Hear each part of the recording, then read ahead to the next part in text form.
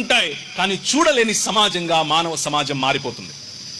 నోరుంటది కానీ మాట్లాడలేని సమాజం, గొంతుకుంటది ప్రశ్నించలేని సమాజం, చేతులుంటాయి పని చేయని సమాజం, కాళ్ళుంటాయి నడవలేని సమాజం.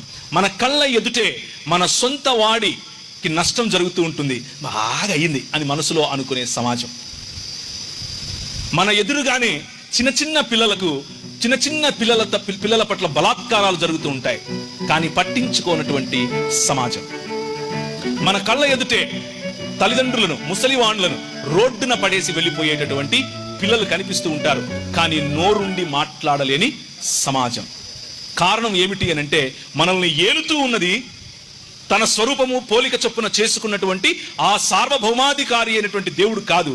మనం ఎవరికి దాసోహం అయ్యాం అనంటే ఈ లోక మర్యాదకు దాసోహం అయ్యాం. ఈ లోక మర్యాదకు దాసోహం అవడం కారణం చేత స్పృహ కోల్పోయాం. మనిషిగా బ్రతకలేనటువంటి పరిస్థితి.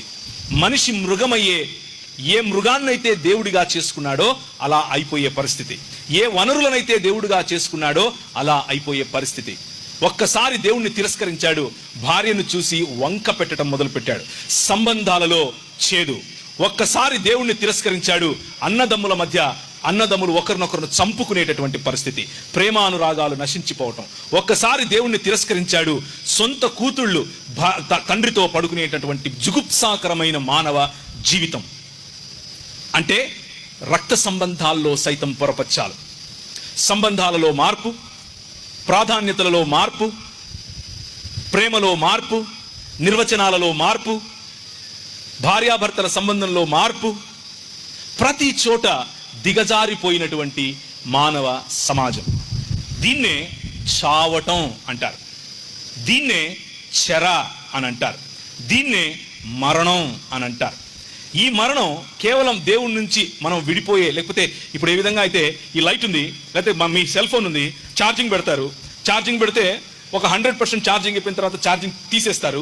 తీసేసిన తర్వాత బ్యాటరీ బాగుంటే 6 గంటలు ఉంటుంది, ఇంకా బాగుంటే 9 గంటలో 10 గంటలో ఉంటుంది, ఆ తర్వాత ఏమైంది, చచ్చిపోద్ది.